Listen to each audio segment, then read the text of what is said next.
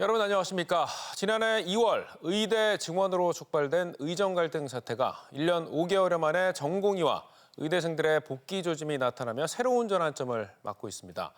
하지만 의료 공백으로 인한 국민들의 피해와 의료계의 집단 행동에 대한 책임 공방 등 해결할 숙제도 만만치 않은 상황인데요. 잠시 뒤 이슈 토론에서 갈등의 원인을 짚어보고 어떤 해법이 필요한지 자세히 얘기 나눠보겠습니다. 뉴스큐레이터 첫 순서는 취재 기자의 뉴스픽입니다. 보도국 조용진 기자 나와 있습니다. 어서 오십시오. 안녕하십니까.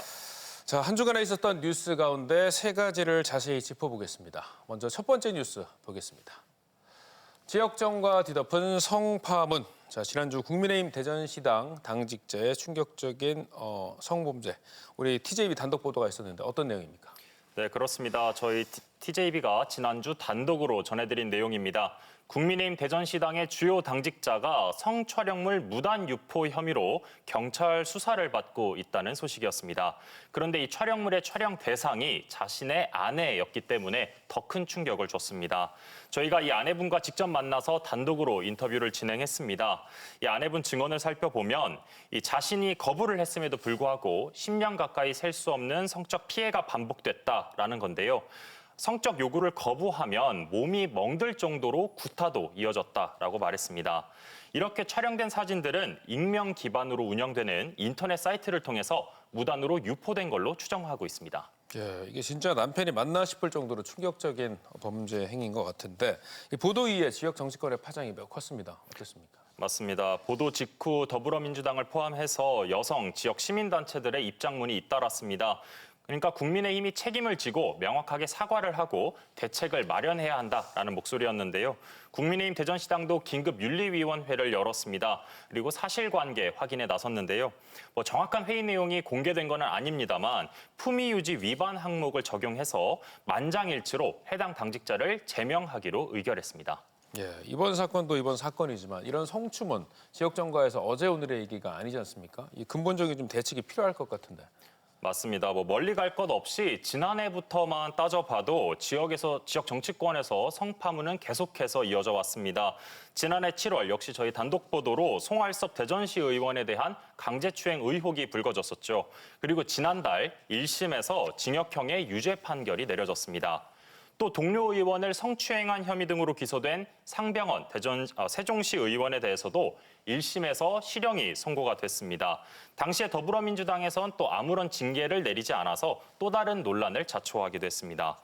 이처럼 성범죄 혐의가 인정이 됐거나 아니면 의혹을 받는 인물들이 시민들을 위한 정치를 하겠다는 것, 이건 어떻게 보면 좀 파렴치한 일이다라는 비판이 계속해서 이어져 오고 있습니다.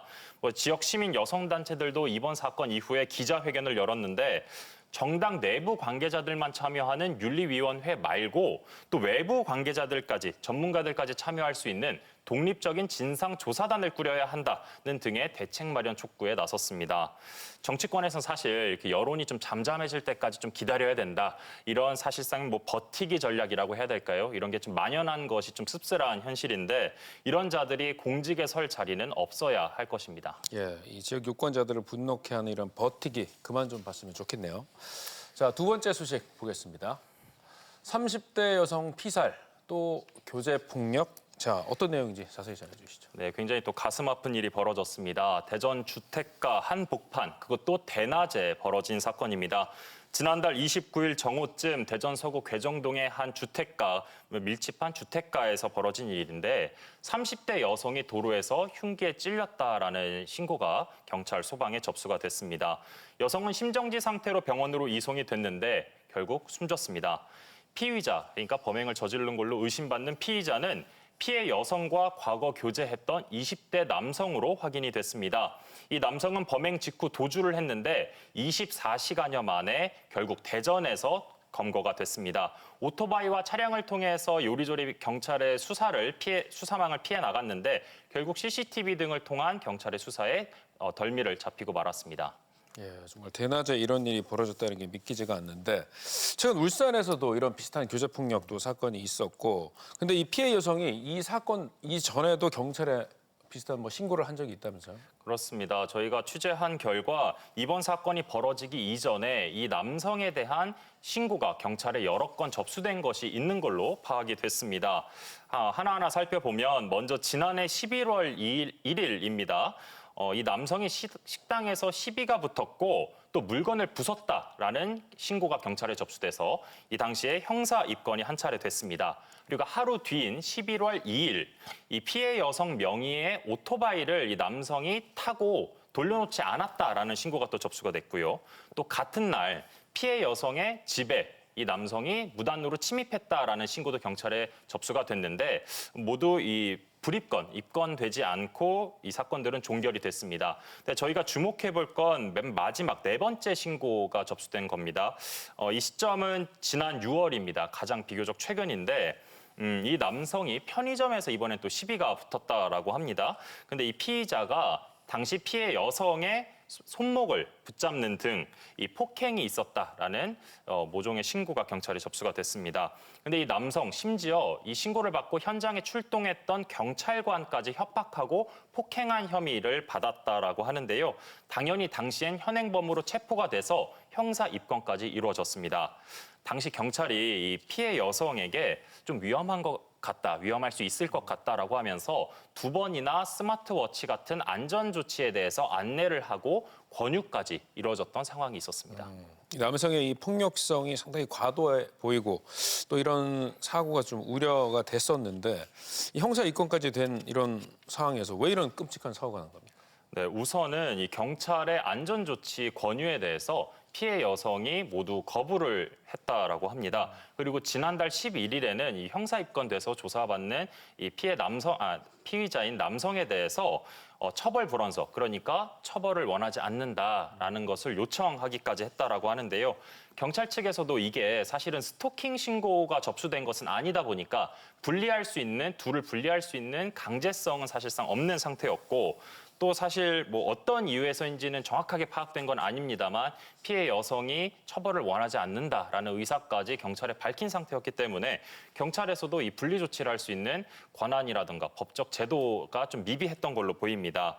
뭐 경찰에서 일단 이 지금 피의자를 검거를 해서 수사를 하고 있는 만큼 왜 범행을 저질렀는지에 대해서 명명백백하게 밝혀져야 될 걸로 보입니다. 예, 향후에도 또 이런 뭐 안타까운 사고가 있을 수 있는 만큼 또 가해자, 피해자 분리를 위한 그런 대책이 좀 필요해 보입니다.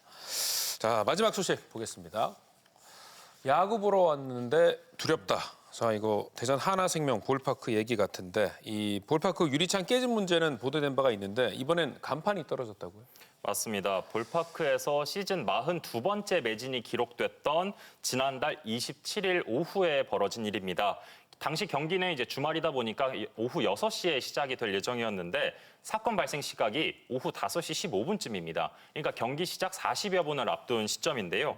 철제 간판 한쪽, 지금 보시는 철제 간판 한쪽이 떨어지는 사고가 벌어진 겁니다. 저 철제 간판이 길이가 2.4m고요. 폭은 30cm입니다. 성인 남성보다도 큰 간판인데 무게는 10kg-가량 된다라고 합니다. 좌석 안내 등을 위해서 관중들이 오가는 통로, 그러니까 관중들의 머리 바로 위에 설치된 저 간판이 떨어진 건데 이 사고 원인은 저걸 연결했던 보시는 저 볼트 한쪽이 풀리면서 떨어진 걸로 지금 현재까지 추정이 되고 있습니다.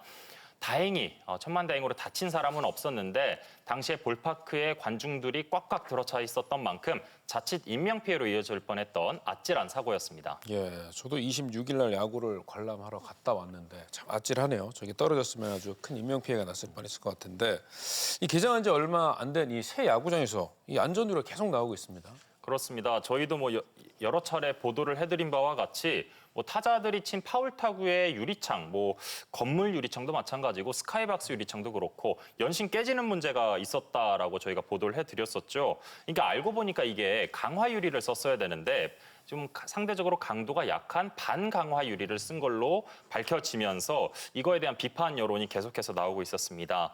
또 하나 짚어보자면 세계 최초라고 자랑을 했던 인피니티 풀도 계속해서 문제가 발생을 하고 있습니다. 뭐 아래층 관중석으로 물이 튀는가 하면 아예 인피니티 풀에서 물이 새는 듯한 모습까지 나오면서 건물이 누수된 것 아니냐, 누수 우려에 대한 목소리도 나오고 있는데 이에 대해서 취재를 해보니까 우선 대전시는 누수는 아니라는 입장입니다. 당시 이제 인피니티 풀의 수위 조절하는 장치가 있는데 이게 오작동을 하면서 물이 일시적으로 넘쳤다라는 설명인 겁니다.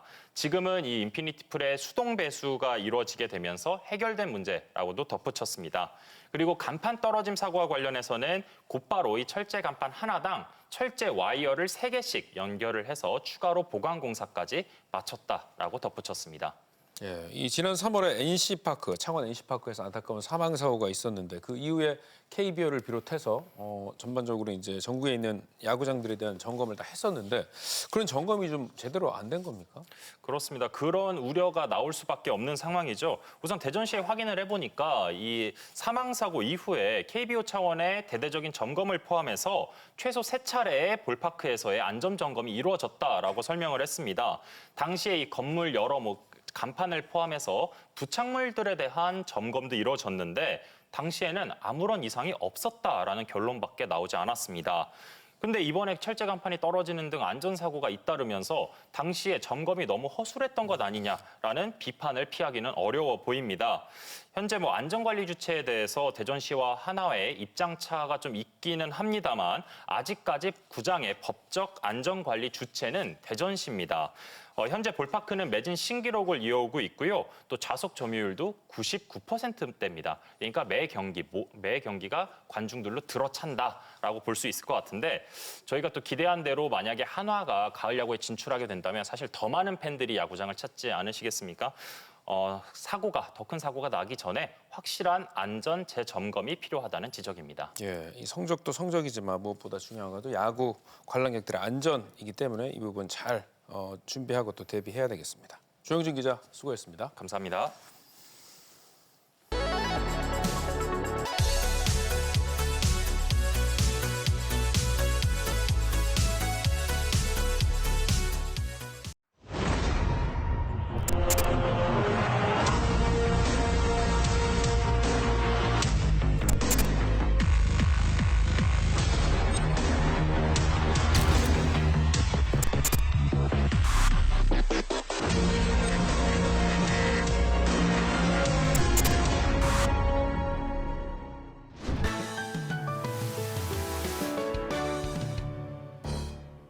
대전의 상징 캐릭터 꿈씨 패밀리가 이번엔 라면으로 변신했습니다. 전국 최초로 지역 캐릭터를 활용한 꿈돌이 라면이 대전에서만 한정 출시된 건데요. 꿈돌이 라면을 시작으로 꿈돌이 호두 과자와 막걸리, 떡볶이까지 출시를 앞두고 있습니다.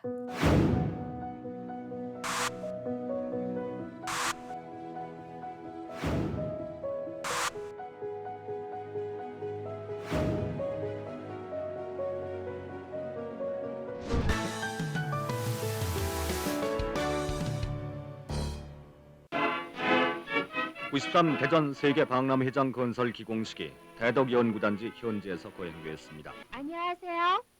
전 대전 세계박람회 마스코트 꿈돌이에요. 기공식에 오신 걸 진심으로 환영합니다.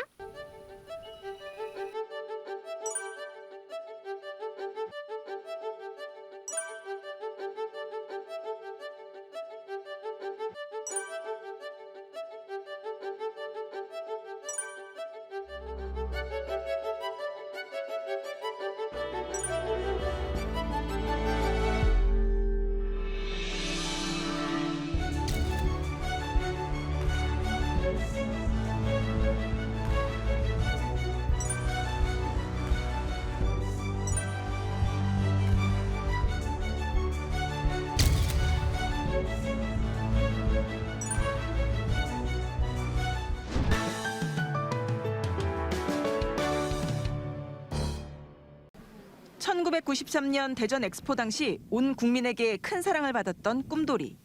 30년 가까이 흐르며 추억 속의 마스코트로 잊혀지다 최근 한 예능 서바이벌 프로그램에서 1등을 차지하며 새로운 전성기를 누리고 있습니다. 대전 유성구가 과학도시 유성의 이미지를 알리기 위해 꿈돌이에게 명예 주민등록증을 수여했습니다. 유성과학축제 개막을 알리는 이벤트로 마련된 행사입니다. 앞으로 유성구가 과학의 도시로 성장하게끔 널리 알리겠습니다. 저만 믿으십시오. 화이팅! 대전시가 홀로 거주하는 노인과 장애인들의 외로움과 치매 예방, 고독사 방지 등을 위해 인공지능 말동무 돌봄 로봇 꿈돌이 입양식을 열고 보급 시범 사업에 착수했습니다.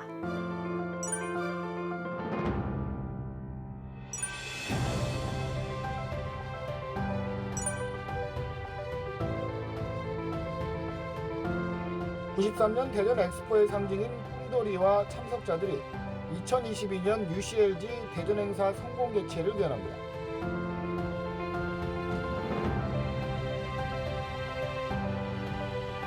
대전 위성 대전셋을 타고 하늘에서 내려온 꿈돌이를 오후 3시부터 6시까지 정시마다 미래존에서 만날 수 있습니다.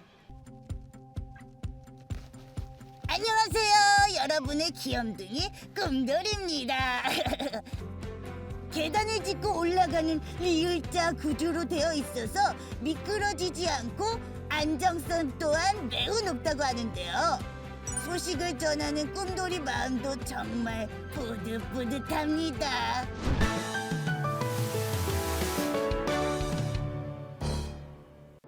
(1993년) 대전 엑스포 마스코트였던 꿈돌이와 꿈순이는 우주에서 대전에 온 캐릭터이자 대전을 대표하는 캐릭터로 꾸준한 인기를 누리고 있습니다.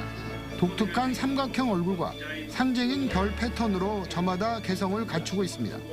자녀 중 첫째인 꿈비치는 과학을 좋아하고 둘째인 꿈결이는 생각하는 것이 취미입니다. 넷째와 다섯째는 이란성 쌍둥이 꿈별이와 꿈다리로 언제나 함께합니다.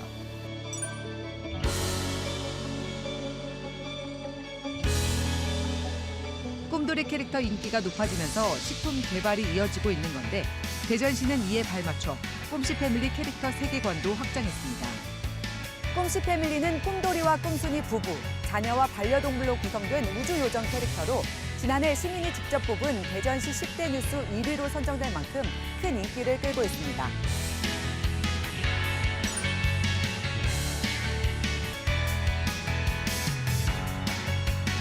대전의 마스코트인 꿈돌이가 직접 전입신고서를 작성하고 명예 군인증을 받습니다.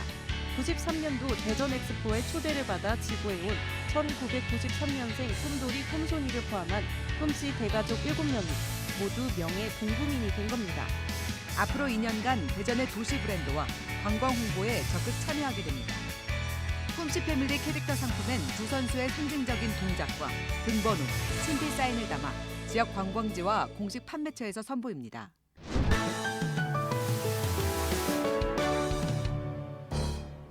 꿈돌이 인기 덕에 이를 활용한 다양한 분야에서의 시도가 이어지고 있는데 대전시가 체류형 관광지로 급부상하는 데 한몫하고 있습니다. 또 대전시가 꿈돌이의 인기를 지속 가능한 도시 브랜드로 발전시키기 위해서는 지역 특색을 담은 일관된 스토리텔링과 함께 체계적인 캐릭터 관리가 이루어져야 합니다.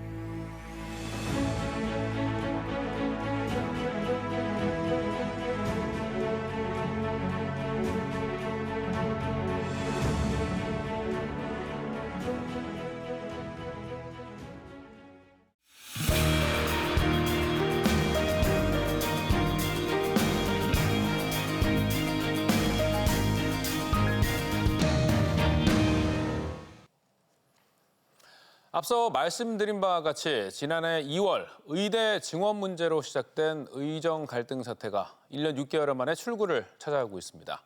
하지만 의료 공백으로 인해 발생한 국민들의 피해와 의료계 집단 행동에 대한 책임 공방, 그리고 정부의 일관성 부족 등은 여전히 해결되지 않은 숙제로 남아있는데요. 그동안의 갈등의 원인들을 짚어보고 복귀 이후 우리가 풀어야 할 과제는 무엇인지 논의해보는 시간 마련했습니다. 먼저 함께 해주실 두 분 소개해드립니다. 유병현 건양대병원 가정의학과 교수 나오셨습니다. 네, 안녕하세요. 임정혁 대전시 의사회장 나오셨습니다. 안녕하십니까. 예. 먼저 정부가 내놓은 의대생 전공의 복귀 방안에 대해 여쭤보겠습니다. 당초 유급 대상자로 분류했던 8,300여 명이 1년 6개월 만에 드디어 강의실로 돌아갈 수 있게 됐고 재적 예정자들 46명 역시 각 대학들이 학식을 통해 구제할 수 있도록 길을 열어줬습니다. 먼저 이번 복귀안 어떻게 평가하십니까? 예, 물론 지금도 아마 학교마다 그 복귀안을 보더라도 아마 좀 차이가 있을 겁니다. 네. 미리 들어와서 공부한 학생들부터 시작해서 늦게 시작한 학교까지. 그렇지만 앞으로 더 미루었다가는 3개 학년이 같은 학년에 네. 다니게 되는 이런 어려운 시점에서 현재는 어쩔 수 없는 최선이 아니었나 그렇게 생각을 합니다. 지금 상황에서 내놓을 수 있는 그래도 최선이 아니었다. 회장님 어떻게 생각하십니까? 예. 2024년이죠. 지난해 2월 6일 전임 대통령이 어떤 과학적이나 합리적인 근거 없이 2,000명 증원을 시작함으로써 발표함으로써 의대생과 전공의들이 이런 의료의 미래를 지키고자 분연히 일어선 것이 사태의 본질입니다. 1년 반이라는 기간 동안 우리나라 의료 현장, 의학 교육 현장이 혼란을 겪고 있고 이로 인해 막대한 피해가 발생하고 있습니다. 이제는 이런 비정상화된 의료 시스템의 정상화에 대한 어떤 사회적 공감대가 형성되어 복귀의 길로 접어들게 되었다고 생각합니다. 예.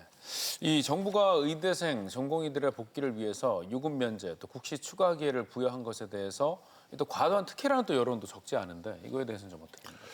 예, 물론 그렇게 생각하실 수 있습니다. 그렇지만 이 학생들이라든지 전공의들도 1년 이상 동안 아마 마음적인 고생도 상당히 심했을 거라고 생각이 들고요.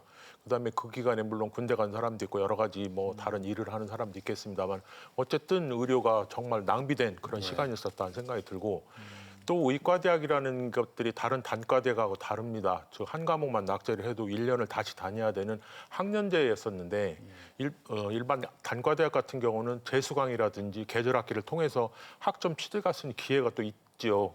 그런데 의과대학은 그럴 수가 없기 때문에 이번에 그런 형편을 좀 봐준 거라고 생각이 돼서 크게 보면 특혜라고 할 수 있겠습니다만 그래도 현 시점에서는 그런 정도의 그 안 더군다나 그냥 올라가는 게 아니고 다 시험을 보고 다 통과를 해야 되기 때문에 그래도 현재로서는 아마 어쩔 수 없는 안이 아니었나 그렇게 생각을 합니다. 예, 이 의사협회 입장에서는 이제 의정 갈등 정상화를 위해서 누구보다 또 힘썼던 그런 단체이기 때문에 이런 또 과도한 특혜란 여론이 조금 좀 섭섭하게 느껴질 수 있을 것 같은데 어떻습니까? 조금 전에 말씀하신 지금 유급이 면제된 건 아니고요. 유급은 기록에 남습니다. 그리고 교수님 말씀하셨다시피 의과대학 40개 의과대학이 어느 정도 차이는 있더라도 한 학년에서 유급이 연거푸 이루어지게 되면 제적이 되기 때문에 아마 학생들 본인들 의대생들도 자체적으로는 상당히 그 부담감을 많이 느끼고 있을 거예요. 이런 여러 가지 계절 학기 등을 통해 가지고 우리가 그 이수하도록 하는 이런 교육의 양과 질에 있어 모자람이 없도록 최선의 노력을 대학 측에서 물론 어렵게 하고 계시지만 이런 의료 시스템은 유지되어야 한다는 입장은 불변이기 때문에 여러 가지 시스템을 복구하기 위해서 교육책도 필요한 시간이기 때문에 협조할 것입니다. 예.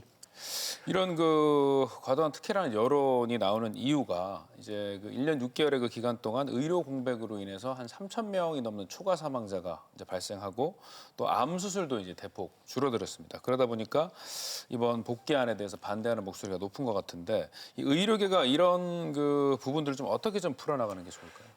예, 어떻게 보면 이번에 그동안 좀 안에 내재돼 있었던 문제들이 그래도 여러 방면에서 많이 노출이 된 것 같습니다. 응급 환자 진료하는 문제라든지 뭐 뺑뺑이라고 얘기하는 또는 외래 진료라든지 여러 가지 문제들이 많이 노출됐으니까 오히려 이번 기회를 삼아서 좀 제대로 된 오히려 그동안 문제 있었던 것들이 좀 새로운 발전을 하는 그런 단계로 해서 환자들한테 오히려 혜택이 되는 그런 기회가 됐으면 좋겠습니다.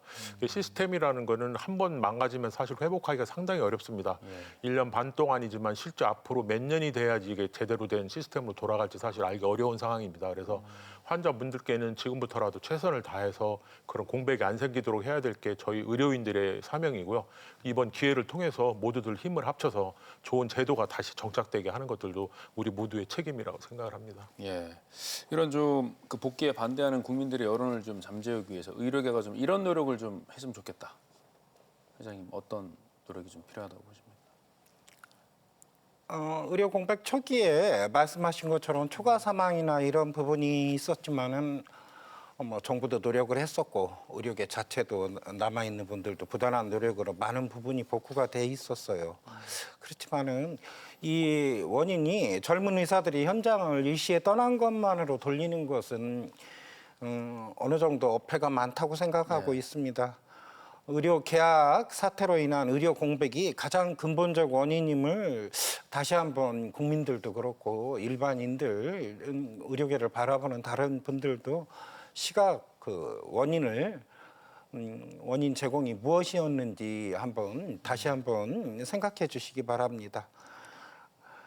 의료라는 거는 사실 모든 여러 가지 직역이 톱니바퀴처럼 물려서 상호 맞작용으로 돌아가는 건데 일시적으로 지금 전공의도 빠지고 이러다 보니까 톱니바퀴가 부분적으로 빠져 있어서 붕괴 직전이죠. 국민의 신뢰를 회복하기 위해서 부단히 노력하고 의료 시스템 재건하는데 모든 역량을 집중하겠습니다. 예. 자, 이번에는 이제 복귀를 전제로 하고 이제 교육 현장 문제에 대해서 한번 짚어보겠습니다. 2학기 의대생들의 복귀로 이제 학번 간 중복 수업이나 또 의대 인프라 과부하 등 여러 가지 이제 문제점들을 우려하는 목소리가 나오고 있습니다. 올해부터 의대 모집 인원까지 대폭 늘어난 상황에서 의료교육의 질 저하를 우려하는 목소리가 높은데 좀 현실적으로 어떤 좀 대안이 좀 필요하다고 보십니까? 예, 이게 2,000명 늘렸을 때 나온 1번이 의료 질저하였었죠. 예. 이게 의과대학이 무슨 다른 단과대학이나 일반 그 온라인 강의로만 해결되는 거라면 사실 인원이 늘어났다고 그래서 그렇게 크게 문제는 안 되겠습니다만은 기초 학문 실습과 임상 실습이라는 실습이 비중이 워낙 높은 곳이 의과대학이기 때문에 그럼 실습을 어떻게 할 거냐는 문제가 사실 가장 커다란 문제거든요. 지금도 사실 다른 학년들은 조금 늦게 졸업하든 조금 늦게 하더라도 학년이 끝나는 데에서는 크게 어려움은 없는데 지금 1학년 같은 경우는 이제 2개 학년이 붙어서 1학년이 됐는데 6년 동안을 같이 다녀야 되는데 어떻게 할 거냐는 문제가 크죠. 더군다나 그 학년이 계속 증원이 돼서 시설도 투자하고 교수도 투자돼서 그 사람들이 늘어나고 시설이 늘어나면 또 가능할 텐데 지금 증원이 일단 멈춘 상태가 되니까 그러면 과연 어느 데서 현재도 아마 제대로 안 갖춰졌다고 얘기 들었는데 제대로 된 시설을 해놓고 교수들을 충원해서 할 수 있느냐 그거는 학교마다 다른 문제가 있을 거라고 생각됩니다. 그래서 지금 1학년들을 정말 어떻게 실습 아마 지금 저희 학교도 분반하고 이렇게 하는 걸로 알고 있는데 사실 상당히 이 6학년까지 졸업할 때까지 아마 상당히 어려운 면이 있고 물론 중간에 또 뭐 증원 문제가 어떻게 결정될지 모르겠습니다만 현재로서는 어쨌든 지금 있는 새로 들어오는 지금 현재 1학년들에 대해서 2학년, 3학년 올라갈수록 실습 문제 이런 것들을 미리미리 대비하지 않으면 상당히 부실한 이런 교육이 될 수밖에 없는 여건이 아닌가 생각이 돼서 모두들 노력을 해야 될 일이라고 생각을 합니다. 예. 의사협회 입장은 좀 어떻습니까? 예. 정부와 국회에서 이번 복귀와 관련해서 총 교육 시간에 대한 변동이 없고 의학 교육의 질 저하가 없도록 하겠다고 밝히고 있었습니다. 이를 위해서는 정부의 전폭적인 재정 투입과 확고한 어떤 정책적 지원이 필요하지 않을까 생각합니다. 교육 인프라 확대와 교육 시스템 개편 등의 전향적이고 전폭적인 지원을 정부에 바라고 있습니다. 의료계 내부에서도 정부 그리고 전국 40개 의과대학 등과 함께 교육 프로그램 마련이나 이런 현실적인 어떠한 정교한 대책 마련을 위해서 의협에서는 모든 노력을 다할 것으로 알고 있습니다. 예. 이번에 그 복귀하는 학생들이 방학 중 계절학기 등을 통해서 1학기 미수 학점을 이수하면 기존에 복귀한 학생들과 같은 시기에 졸업하는 상황이 생기게 됩니다. 그러면 이 복귀에서 수업을 받아온 학생들에 대해서 이게 역차별이 아니냐 또 이런 또 불만이 나오는데 당연히 나올 것 같고요. 그래서 이제 저희들 학교도 그렇습니다만 아마 다른 학교도 대동소이하지 않을까 그러는데 미리 복귀한 학생들이 그 학업 성적을 그러니까 최대 100점 만점이 A라고 A 플러스라고 얘기를 하면 복귀한 그러니까 계절학기라든지 재수강 등을 통해서 학점을 얻게 되면 그 만점이 조금 90점이든 80점이든 좀 제한하는 걸로 지금 저희 학교도 정하고 있어서 아마 오히려 나중에 오는 사람들이 더 이익을 받거나 그런 일은 아마 없을 거라고 생각이 듭니다. 물론 뭐 그게 그 정도 갖고 되느냐라고 얘기할 수 있겠습니다만 어쨌든 현실적으로는 좀 그렇게 운영이 저희 학교는 그렇고 다른 학교도 아마 그러지 않을까 생각을 합니다. 예, 이 기존에 이제 복귀한 학생들에게 조금 더 이제 그 인센티브 뭐 그런 걸 주는 건데 회장님 좀 어떻게 보십니까? 이 학내에 우리가 오랜 기간 1년 5개월이죠. 지나면서 여러 가지 갈등, 내부적인 갈등, 외부적인 갈등 이런 거를 제가 공개적으로 말할 수는 없어도 여러 가지 요인이 많았습니다. 괴로운 시간도 많았고요. 의과대학 학생들 고통과 희생에 정말 대전광역시 의사회장으로서 이해와 위로를 전합니다. 먼저 복귀해서 공부하고 있었던 학생들도 그렇고 지금 이번에 들어가는 학생들도 그렇고 이런 사태의 모두 일련이 같은 피해자라고 생각하고 있거든요. 서로 괴롭히거나 우리가 서로 뭐 저주하고 안 좋은 말 이렇게 하는 거는 정말 있을 수 없는 일이라고 생각을 해요. 서로 상대방의 입장에 대해서 관용을 가지고 모든 것을 임해야 하지 않을까 생각합니다. 지금 뭐 임 회장님께서 잠깐 언급하셨지만 일부 의대에서 이제 이미 복귀한 의대생들을 뭐 감귤이라고 이렇게 지칭하다던가 이런 좀 집단 괴롭힘 징후가 좀 나타나고 있어서 또 보도가 되고 있습니다. 이 정부나 학교에서 좀 나서야 할 지점 어디 있다고? 예, 아마 지금 미리 복귀한 학생들이 물론 개인적인 소신도 있을 수 있고 어쩔 수 없는 학생들도 있거든요. 더 안 들어갖고는 제적이 된다든지 이런 상황들이 있기 때문에 사실 일반적으로 그렇게 하는 것들은 의료적으로 보더라도 사실 말이 안 되는 일인 것 같습니다. 그래서 저희 학교는 그런 부당 신고센터를 두고서 교수라든가 학생들이 그런 경우가 있으면 바로 신고할 수 있도록 조치를 지금 해놓은 상태고요. 아마 다른 학교도 마찬가지라 생각이 들고 사람 마음을 끝까지 저 사람이 어떤 생각을 하는지 사실 알기는 어렵습니다만은 아마 주위에 있는 사람들 다 같이 학교 여러 구성원들 뭐 다 해서 힘을 합해서 가능하면 그런 일이 안 생기도록 정말 초등학생들 왕따, 중학생들 왕따도 무서운데 의료계까지 그런 일이 생기면서까지 의료가 파탄 나서는 또 다른 문제일 것 같은 생각이 듭니다. 그래서 가능하면 주위에서도 많은 도움을 줘서 그런 일이 좀 안 생기는 그런 상황이 됐으면 좋겠습니다. 예, 이게 복귀한 학생들의 비율이 많지는 않잖아요. 네, 그죠? 많지는 않죠. 몇 명씩 되는 경우도 있고 뭐 10여 명 되는 데도 있고 그럼 학교마다 또 뭐 다 학년마다 또 다 달라갖고 일률적으로 얼마나 복귀했는지는 뭐 정확히는 모르겠습니다. 근데 많지 않기 때문에 좀 특정이 되긴 쉽겠네요. 그럴 수도 있죠. 예, 오히려 타겟이 될 수도 있는데 근데 그 중에도 이제 제가 아는 경우는 이제 좀 특수한 경우 어쩔 수 없는 상황들이 뭐 집안 문제부터 여러 가지 다 있으니까 사실 대놓고서 이렇게 얘기한다는 것들은 사실 또 말이 안 되고 사람 개인적인 사정을 모두가 다 알 수는 없는 상황이고 그다음에 그것들이 자기 소신이라고 얘기를 한다면 그걸 갖고 비난할 수는 없다고 생각합니다. 나쁜 일을 한 건 아니지 않습니까? 예, 알겠습니다. 또 다른 학과 또 학생들하고 형평성도 이제 문제가 나오고 있는데 이 의대만 왜 특혜를 주느냐 뭐 이런 불만이 나오고 있습니다. 이에 대해서 좀 교육계 차원에서 좀 어떤 대책이 좀 필요하다. 이 교육 면에 생각하면 우리나라는 대학 입시 문제부터 시작해서 뭐 초등학교, 고등학교 다 마찬가지인데 교육적인 면에서 보면 사실 예측이 가능한 세상이 돼야 되죠. 사실 2,000명이라는 덜커덕 숫자를 내놓고 나서 뒤에 해결할 방법이 제대로 이루어지지 않은 세상이라면 예상이 안 된 상태에서 어떤 대책을 세운다는 건지를 잘 모르겠어요. 그래서 앞으로 교육 관련된 것들은 특히 정말로 합의된 안에서 제대로 된 안이 나와서 충분하게 공감을 갖고 물론 반대가 있을 수는 있지만 그래도 대다수가 동의되는 안이 교육계에서는 안이 나오고 그런 것들이 실행이 되어야 되지 갑작스러운 것들로 인해서 그 뒤에 일어날 파장들이 간단하지 않은 상황들이 이렇게 이루어지게 되면 얼마나 커다란 문제점, 해결할 수 있기도 쉽지 않은 이런 일들이 발생한다고 보면 교육계 문제야말로 정말로 이 새 정부 들어서도 그렇고 앞으로도 정말로 누구나 좀 마음적으로 서로 소통하고 이런 상황에서 좀 했으면 좋겠다라는 생각이 듭니다. 예, 지금 유 교수님이 2,000명 증원 자체가 이제 예측 불가능했었고 과학적인 데이터도 부족했다 이렇게 말씀하셨는데 회장님 좀 어떻게 보십니까?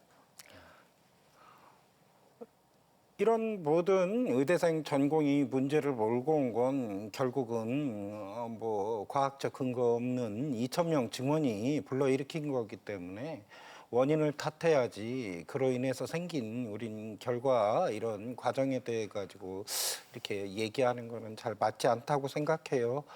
의대만 특혜받는다 하는 말은 저도 뭐 어느 부분에서는 일반인들이 그렇게 생각하실 수 있겠다 생각은 들지만 의과대학만이 가지는 특성이 있습니다. 뭐 의과대학은 계절학기라는 것도 없고 학기제가 아닌 통째로 1년을 다시 다녀야 하는 부분이 있었고 다른 학과에서 이렇게 되는 것처럼 학점을 미리 따서 조기 졸업을 한다거나 그러는 건 없어요. 의과대학은 뭐 세월이 흘렀어도 예전이나 지금이나 많은 학업 학습량이 있고 진급 자체가 굉장히 그 1년 그 연말에 이런 여러 가지 사정에 의해서 많이 생기는 처절한 학업 과정을 거치기 때문에 이런 부분에 대해서는 어떤 국민들, 일반인들이 조금 좀 다른 대학하고 다른 이런 의과대학만이 가지는 이런 특성을 좀 이해를 해주시고 어떤 비정상적이었던 것이 정상화되어가고 있는 이런 과정이라고 그렇게 이해를 바랍니다. 예, 알겠습니다. 일부에서는 의대생들의 이 집단 행동의 결과로 유급 위기에 처했다가 이 정부가 추가 기회를 제공한 것에 대해서 이제 이것이 또 다른 향후에 이런 집단 행동을 유발할 수 있는 그런 빌미를 주는 거 아니냐, 또 이런 또 우려도 나오는데 이런 우려는 좀 어떻게 좀 예상해서 뭐 앞으로 어떤 일이 일어날 거라는 걸 하기는 좀 어렵죠. 그래서 뭐 앞서도 얘기한 거랑 같은 맥락입니다만 결국 소통이 제일 중요할 것 같습니다. 결국 그 모든 제도라든지 이런 행정적인 문제라든지 하는 것들은 결국 소통이 안 돼서 사실 일방적인 행동 때문에 생기는 문제들이 훨씬 많기 때문에 가능하면 이런 일은 일어나지 않는 게 최선이다. 그러기 위해서는 소통을 좀 잘해서 제도라든지 이런 것들이 좀 안착될 수 있도록 서로 노력할 수 있는 그런 계기가 됐으면 좋겠습니다. 예, 지금 뭐 소통 문제를 말씀하셨는데 협회장이 보시기에 그러니까 윤석열 정부에서 어떤 부분에 있어서 소통이 부족했다. 예. 저는 단순히 뭐 윤석열 전임 대통령이 2,000명 증원한 거에서 그렇게 하고 2,000명 증원뿐이 아니었죠. 지난해 2월에 2,000명 의대 증원과 함께 필수 의료 정책 패키지라는 내용이 함께 있었어요. 네. 이런 이전에도 사실 의료계가 이렇게 참여하는 이런 어떤 정부의 의료 정책이라는 거는 사실 거리가 많이 멀었습니다. 네. 대부분의 저도 그렇지만은 교수님도 마찬가지일 거예요. 의사들은 우리가 어떤 진료 현장에서 묵묵히 열심히 환자를 진료하고 이렇게 하면은 정부에서는 어떤 선한 의지를 가지고 좋은 방향으로 정책의 개선이나 이런 부분이 이루어질 줄 아는 믿음을 가지고 있는데 가장 압권으로 이렇게 철권을 가한 것이 지난 2024년 2월 6일 발표였죠. 그렇기 때문에 제가 주장하고 싶은 거는 앞으로는 좀 의료 전문가, 의사, 의료계의 의견을 같이 수렴하고 현장에서 같이 고민하면서 정책을 세우면은 이런 일은 없지 않을까 이렇게 생각하고 있습니다. 예. 자, 이제 이 의정 갈등 앞으로 남은 이제 과제에 대해서 한번 여쭤보겠습니다. 이 의대 증원을 계기로 촉발된 이 의정 갈등이 이 수습은 되고 있지만 이 짚어봐야 될 점도 분명히 있습니다. 바로 이 의사수 부족 문제인데요. 2023년 기준으로 우리나라는 OECD 회원국 가운데 인구 1,000명당 임상 의사 수가 2.66명으로 OECD 평균 3.86명에 비해서 낮고 또 의학 계열 졸업생 수도 인구 10만 명당 7.4명으로 OECD 평균 14.3명의 절반 수준으로 나타나고 있습니다. 이런 의사수 부족, 이건 좀 어떻게 해결하는 것일까요? 예, 아마 이번에도 그 의정 갈등 문제 생기면서도 이 얘기가 아마 수도 없이 나왔죠. 의사수가 부족한데 왜 반대를 하냐라는 문제인데 사실 좀 다른 이면을 좀 봐야 될 필요성이 있습니다. 사실 적다고 보더라도 그들이 그동안 우리 선배들을 비롯해서 의료인들이 이루어놓은 업적을 보면 거의 세계 최상위급의 의료 성적, 뭐 암 치료 성적이라든지 또는 기대 수명, 뭐 영아 사망률 낮다든지 여러 가지 그 의료 관련된 지표들은 거의 최상위를 달린다는 거죠. 예. 또 하나 우리나라처럼 전문의 접근성이 좋은 나라도 없습니다. 사실 그날 와서 다 웬만하면은 뭐 2차, 3차 병원까지 다 진료를 볼 수 있는 시스템이 갖춰진 나라가 외국에 없죠. 다들 오면은 놀랄 정도로 그동안 그건 다 뭐냐, 다 희생을 했었다는 거죠. 그만큼.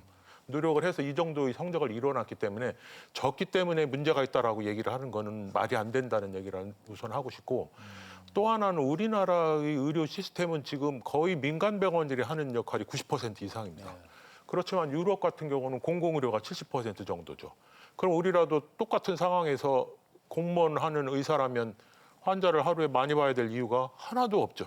그럼 많은 의사 수가 적절한 인원을 여유 있게 보면서 환자를 위해서 최상을 해주면 되죠. 그러니까 그걸 어떤 같은 선상에 놓고 단순한 숫자만 비교를 해가지고서 니네 적은데 왜 말을 안 듣냐 식으로 얘기를 하는 것들은 이런 내면을 좀 잘 보고 필요한 의사들을 어떻게 적절하게 배치할까 하는 문제 또는 증언 필요하면 해야죠. 그렇지만 그런 것들이 누구나 납득할 수 있는 그런 조건에서 해야 되지 단순한 숫자만 비교해서 적으니까 늘려라라는 것들을 하면 2,000명 늘리는 것 같은 우를 또 범할 수가 있다 그렇게 생각을 합니다. 예, 그러니까 우리나라는 민간 병원의 역할이 크고 유럽 같은 경우는 공공의료가 책임지는 부분이 많기 때문에 단순히 의사 수 숫자만 가지고 비교하는 것은 맞지 않다. 회장님 어떻게 보십니까? 예. 제가 하고 싶은 말 교수님께서 다 해주셨습니다.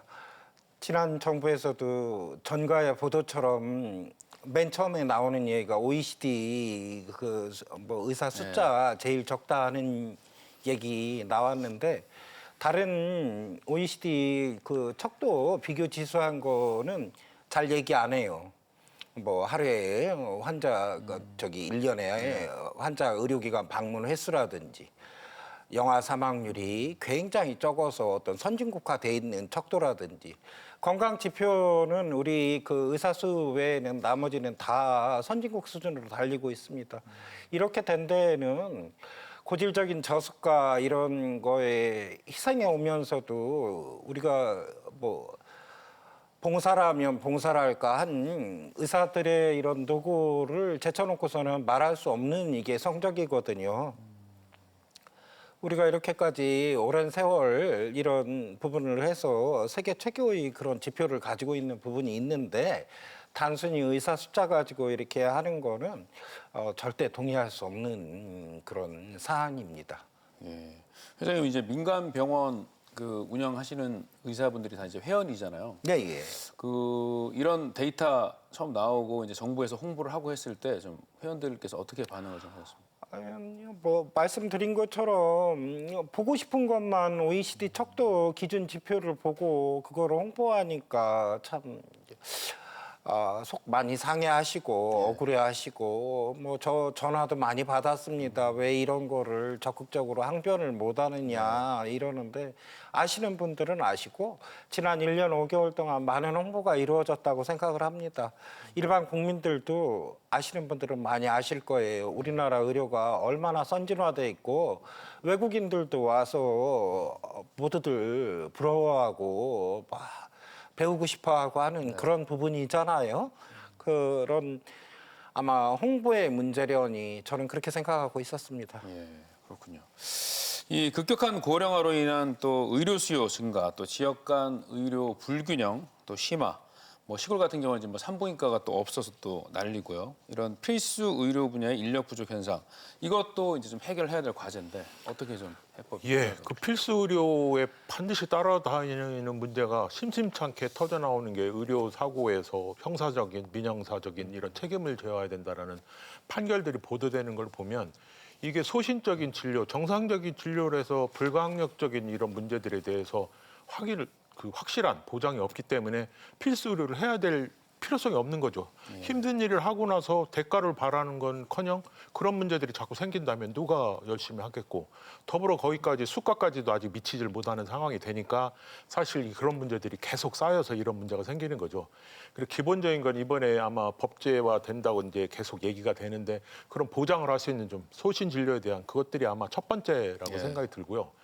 이번 문제 생기면서 또 응급실 관련된 이런 시스템 문제들이 또 나오는데 사실 응급실 문제가 어떻게 보면 그동안 상급병원의 응급실 환자들이 많았었죠. 굉장히 많았는데 그중에서는 비응급 환자들이 대부분을 차지했었던 것들이 어떻게 생각하면 이번 사태를 겪으면서 사실 상당히 줄었다라는 것들을 보면 이번 기회에 어떤 제도적인 좀 시스템 가능하면 꼭 가지 않아야 될 사람들 아니면은 1차, 2차 의료기관을 좀 방문을 해서 그 과부하를 줄일 수 있는 기회가 되는 것도 하나의 방법이고 또 한 지자체에서는 이런 의료 응급실 뺑뺑이 이런 문제 때문에 그 응급 환자가 생기면 그 환자의 정보를 응급 환자를 받을 수 있는 지역 내 모든 의료기관에다가 정보를 줘서 가능한 곳을 먼저 선택하면 그쪽으로 바로 이송하는 이런 다양한 시스템들이 이번 기회에 오히려 또 발생이 됐으면 그런 쪽을 좀 확립을 해서 이번 기회에 좀 자리를 잡도록 해주는 것들도 필요하고 의료 또 외래 의료도 우리가 OECD가 거의 2배만큼 보는데 이런 의료의 전달 체계 관련된 문제들도 외래를 뭐 꼭 보지 말라 이런 게 아니고 좀 필요한 과도하게 또 가는 것들에 대한 것들을 이런 문제들도 한번 시스템적으로 한번 점검하는 것이 필요하지 않을까 생각합니다. 그래서 문제가 발생했을 때 오히려 이번에 한번 뒤돌아보고 그런 문제들이 좀 해결하고 특히 필수 의료와 관련된 이런 법적인 문제에 관해서는 제발 좀 법적으로 제도화됐으면 좋겠습니다. 예, 회장님께 제가 이렇게 한번 여쭤볼게요. 그 농어촌 지역에 이제 의사 수 부족하고 또 이제 농어촌 의료 공백이다 뭐 이렇게 우려하는 목소리도 있는데 이제 뭐 개인 병원 운영하시는 회원분들이 많으시니까 이 농어촌에 좀 의사 수 부족한 문제 이 문제는 어떻게 해결해야 된다고 보십니까? 뭐 필수 의료, 지역 의료 이런 문제와 지금 맥락을 같이 하는 얘기죠. 30년 전을 기억을 해보신다면은 동로에 소아과도 있고 산부인과도 있고 여러 가지 다양한 과가 존재를 했었어요.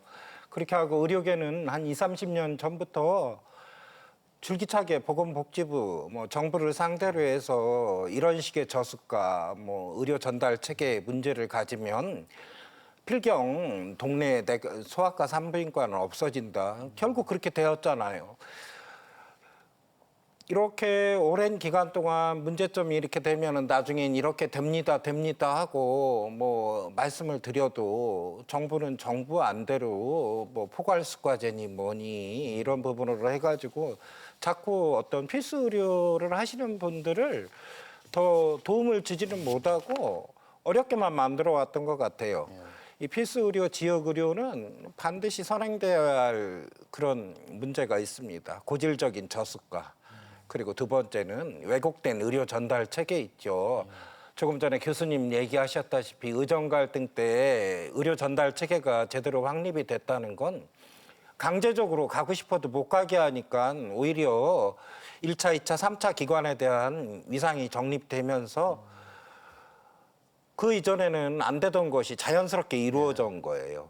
그렇게 하고 세 번째로는 의사들에 대한 자꾸 그 법적인 그 추궁을 하는 그런 사회 시스템, 선정적인 여론 이런 부분이 개선되지 않고서는 필수 의료, 지역 의료는 절대 그 어떤 불을 지피기가 어려운 문제라고 생각합니다. 이거는 같이 정부 뭐 이런 의료계에 같이 머리를 맞대고 한번 크게 논의를 해서 이루어 나아가고 줄기차게 주장해야 할 부분이라고 생각을 합니다. 예. 자, 이 반복되는 의료계 집단 행동을 막기 위해서 또 일부에서는 의대 정원이나 뭐 의사 수급 문제 이런 것들을 공공 시스템으로 관리하자 뭐 이런 또 주장도 나오는데 교수님 좀 어떻게 보세요? 글쎄요, 공공 시스템이 뭔지는 뭐 잘 모르겠습니다만은 우리나라가 제일 그래도 참고할 수 있는 나라 일본이죠. 고령화 지표도 그렇고 의과대학도 그렇고.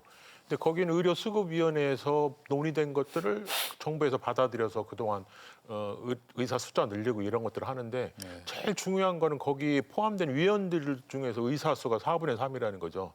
물론 의사가 뭐 한쪽이 아니고 협회에 있는 사람도 있고 교수도 있고 뭐 은퇴한 분도 있고 다양한 직종이지만 어쨌든 제일 현장적인 감을 갖고 있는 사람들이 나와서 토론을 해가지고 합리적인 안을 도출하는 거고 더 중요한 건 투명성이죠. 사실 우리 2,000명 중환한 거 회의록 안내했잖아요.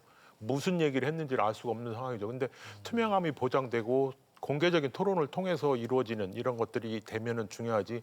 이 이름 어떻게 하겠다 이름이라든지 뭐 명수만 많다 이런 것들보다는 실질적인 권한을 주고 실질적인 토론이 이루어져서 그게 합리적인 방안이 될 수 있도록 하는 것들이 아마 중요하지 않을까 이렇게 생각을 합니다. 일본에 있는 의료수급위원회 말씀해 주셨는데 회장님께서는? 공공 시스템이라고 하면은 교수님 말씀하신 거와 같이 의견을 뭐 동의하고 있습니다. 어떤 이런 획일적으로 어떻게 통제하려고 들라는 그런 거는 의료의 본질을 심각하게 훼손한다고 생각을 해요. 뭐 지금도 말이 있죠. 의료인력 수급 추계위원회, 의료혁신위원회 뭐 이런 논의 구조가 어떤 정치적 목적이나 행정 편의가 아닌 정말 그 근거 중심의 전문성, 객관성을 갖춘 위원회 이런 공공의료면은 저도 뭐 그것까지 반대할 이유는 없다고 생각을 하지만 결국 어떤 전문성, 경륜을 가지고 있느냐가 문제죠. 그 다른 이런 말이 좀 하지만 좀 색다른 마인드로 이렇게 참여하거나 이러는 거는 정말 바람직하지 않다고 생각합니다. 자, 마지막으로 이 앞으로 이제 의료 정책, 뭐 또 의대 정원 문제, 의사 수급 문제 이런 것들을 논의할 때 환자단체 또 시민사회 다양한 주체들이 좀 참여하는 협의체 구성이 필요하다. 또 이런 주장도 있습니다. 어떻게 보세요?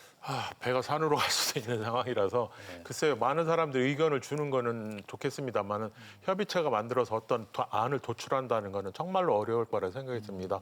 서로들 지향하는 목표가 다르기 때문에 따라서 그것들은 참고적인 걸 수는 될 수 있겠습니다만 결정 권한을 갖기는 제가 생각은 좀 어렵지 않을까 생각이 듭니다. 물론 어떻게 하고 어떻게 운영할지에 대한 것들은 나오질 않아서 모르겠습니다만은 너무 많은 사람들의 의견이라는 것들은 결국은 목표가 좀 흐트러질 수가 있지 않을까 이렇게 생각을 합니다. 예, 배가 산으로 갈 수 있다 이렇게 말씀해 주셨는데 회장님 어떻게 보세요? 네, 그런 우려들도 하고 또 이런 면 생각을 하시는 분들도 계세요. 너무나 의료계 자체만 이렇게만 있다 보니까 다른 어떤 집단이나 이런 데는 소통을 하지 못하고 있기 때문에 여러 다른 단체하고 같이 이렇게 얘기를 해보는 것도 괜찮겠다 하시고 생각하시는 그런 의견을 가지고 있으시는 분들도 있고 또 나름대로 타당성도 물론 있다고 생각하지만 여러 가지 생각이 많이 드는 거는 확실합니다. 배가 사공이 많으면 산으로도 갈 수 있겠고 각자 추구하는 바가 다르기 때문에 그쪽에서는 옳다고 생각하는 게 이쪽은 아닐 수도 있는 부분이고 그렇기 때문에 항상 어떤 무게의 추를 이루는 부분은 그 의료는 아무래도 의사들이 제일 많이 알고 전문성을 가지고 있지 않겠습니까? 그런 의료계 인사들이 주축 혹은 중심이 되어서 하면서 다른 의견을 이런 여러 가지 의견을 수렴하는 방법은 괜찮다고 생각하는 게 지배적입니다. 예, 알겠습니다. 그 윤석열 정부에서 어쨌든 의대 증원을 밀어붙이면서 이런 사태가 발생했고, 근데 이제 피해는 국민들이 받지 않습니까? 그래서 마지막으로 두 분께서 국민 여러분들께 좀 하시고 싶은 말씀 있으시면 마지막으로 부탁드리겠습니다. 예, 어쨌든 알게 모르게 1년 반 동안 사실 국민 여러분들께서 마음이 아프셨고 사실 또 가족들이 혹시 환자였다면 많은 고생을 하셨을 텐데 가능하면 이제 저희 의료인들이 다시 힘을 합쳐서 정상으로 돌리고 그 전보다 훨씬 더 나은 의료 시스템을 만들도록 노력해 보겠습니다. 예, 회장님 한 말씀 부탁드리겠습니다. 예, 드리고자 하고 싶은 말씀이 있어요. 여러분 의대생 전공의가 멀리 있지 않습니다. 다들 가까이에 가족이나 친지 중에 의대생이 있고 전공의가 있을 겁니다. 그 사람들은 분명히 차세대를 이끌어 나갈 저희 소중한 인재들이에요. 젊은 선생님들, 학생들이 신념 이렇게 했던 것도 이해를 해주시고 의과대학에 가지는 그런 어떤 독특한 이런 구조도 좀 널리 이해해 주시기 바란다는 말씀 드리겠습니다. 예, 알겠습니다. 두 분 말씀 오늘 여기까지 듣겠습니다. 고맙습니다. 예. 지난해 2월 윤석열 정부의 의대 정원 2,000명 증원 발표를 계기로 시작된 의정 갈등이 어느덧 1년 6개월이라는 긴 시간을 지나왔습니다. 이번 사태는 단순한 의사 수급의 문제뿐만 아니라 우리 사회가 의료를 어떤 가치로 바라보고 어떻게 관리해야 하는지에 대한 중요한 질문을 던졌습니다. 이제는 정부와 의료계가 각자의 입장만을 고집하기보다 국민의 생명과 건강권을 최우선으로 삼고 상생과 소통의 공론장을 통해 서로의 목소리에 귀 기울여야 할 때입니다. 갈등이 아닌 공감과 공존의 해법이 의료 정책의 새로운 기준이 되기를 바라며 뉴스큐레이터 시선 여기서 마치겠습니다. 시청해주신 여러분 고맙습니다.